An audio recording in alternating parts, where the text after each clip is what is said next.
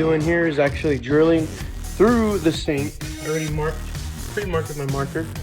Got my hole saw bit in here, got 1 1/4 inch, which is gonna drill straight down so we can get the tap, which is this tap. The spout for the reverse osmosis is where you're gonna get the water, and then also the drain for the air gap connects there as well.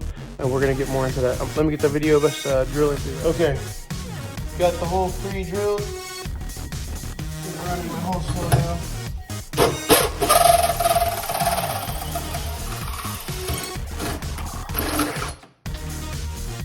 And that's pretty much the hole with the 1/4 inch bit. Alright guys, so got the hole drilled, here it is. Looks real clean. Like I said, with the 1 1/4 inch hole saw bit for bimetal. Just make sure you catch all the shards and you pick them up so the customer's not here washing dishes and get splintered by any metal shards. Excuse the noise in the background, customers are still at the house. Alright, here's the Water Maker 5 system itself. Sorry, my camera doesn't flip back and forth for some reason, which is gonna go underneath the sink. I'm gonna stop this video and then redo so I can see how show you how it's gonna sit in there. Alright, so Water Maker 5, awesome system. I think it removes like 99 or 98. I think I'll double check the exact numbers, but it's really high rate of removal of everything that's in the water. I'll get you a picture of actually what it removes as well. So like I showed you multiple times, holes drilled up there. This is gonna be for the kitchen faucet. Now we gotta get underneath. It comes with a T-tap off of the cold water line. Of course, all the water lines are pretty much, you know, set and labeled. It's easy for me obviously, because I've done this dozens of times. We got a drain line, we got a fresh water incoming. Oh, sorry, and then you actually got where it goes into the spout and comes out the spout. Now, these drains do have an air gap in them. What the air gap is for, because our flood level rim is down here, about right here on the sink, and the air gap, since it's higher up, we have to have our inch for air gap. So there is a little hole, I don't know if y'all can see it.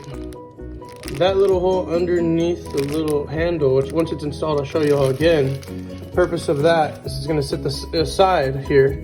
And now if this tap or drain were ever to back up for our reverse osmosis or our kitchen drain, it's gonna, you know, back siphon or try to overflow. It's not gonna enter our potable drinking water for our RO. It's actually gonna overflow out of that little hole that's in the spout. So that's the purpose of that. A lot of people get calls for that. Oh, I got a leak on my kitchen sink or my tap. They don't know why. They think it's just a bad tap. Most of the time, if it is overflowing, it's gonna be debris clogged up in the drain line for there. So it's real important that it's connected, because a lot of people nowadays will just tie it directly to a drain, but then there is no air gap. So that's the reason why we need that done. Now on these, this is actually the spout. Oh, I pre-assembled it up here. So what I'm gonna do is actually see these ribs right here. These are gonna be where the lines connect to. Now your freshwater feed's gonna be on the top up here, where it's actually gonna thread in with the compression. But these are gonna be a push type, which is gonna be for where the air gap ties in.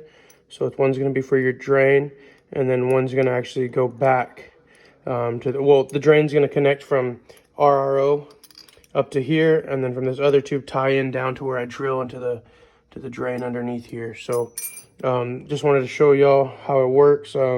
Little quick tip on what I do is I run the lines up and I pre-assemble everything. Well, the drains, of course, up there, and then stub everything back down and mount it all, and then I worry about the freshwater feed last. So that's what we're about to do here. Check it out.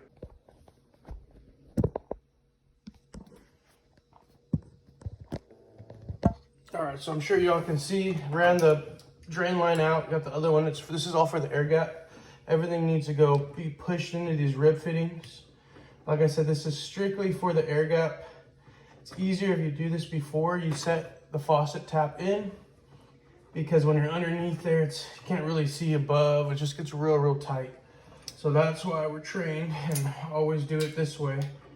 Get everything pushed in through those ribs. Now it isn't easy. Sometimes it is a hassle. Like there, I kinked, so what I'm gonna do is I'm gonna cut it now since I kinked it, and then push it back in. That's pretty much the whole point of that. So we got the tap in.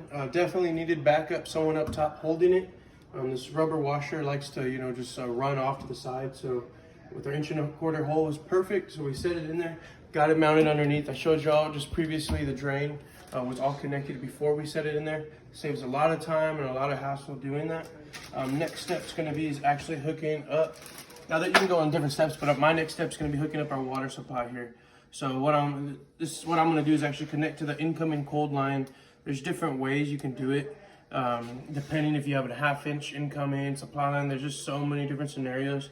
So what they do is they give you a multiple fittings on here to make it work.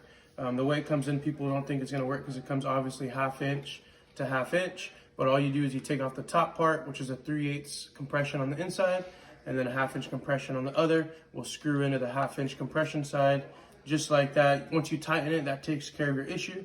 And in this case, we have a 3/8, so we're gonna go 3/8 to our 3/8 supply line for our kitchen faucet. And this shutoff is actually gonna be what's for our RO shutoff. So you're gonna have a secondary one as well. So if you just need to shut off the RO, you can still have water your kitchen cold side. So we're gonna get this installed right now.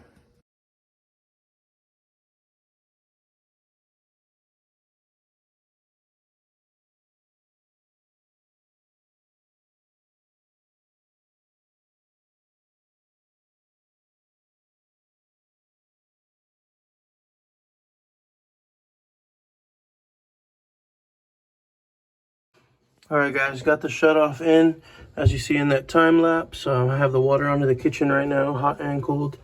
Obviously, I just shut both hot and cold, as you see in the time lapse. But this is going to be our shutoff, the separate one for just the reverse osmosis. As you can see, it's off. When it's quarter turn towards the supply line, it's going to be on. It's just like our quarter turn chrome shutoff here, which obviously is giving us water to our kitchen faucet at this time. So we're almost there now. I'm just going to get the drain in. I know this doesn't look pretty, but we're going to see about getting this repaired a little later today. We have to come back. They want some other faucet work done in another bathroom. So thought I had this strainer, but not at this time. So we're going to continue to get this drilled in above the trap.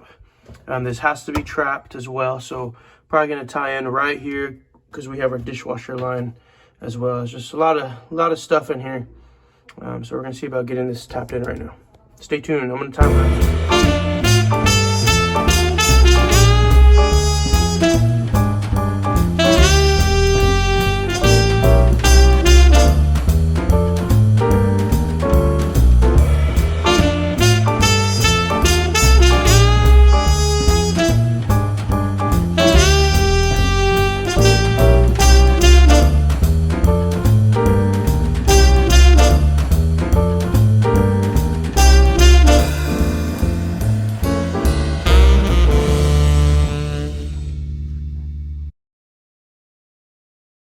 Alright guys, so got everything installed, have the water running through right now. We left extra slack on the pressure line because it may need to be moved depending on how they want it. She might want it on the right side, but for now we're leaving on the left side. Got the tap going. Drain, you can't have any slack in it, so it has to run straight down. It's a saddle type fitting. I didn't show it, or I think I did show it. Drill through, put the saddle type. There's a little gasket that goes between the pipe and then the saddle fitting.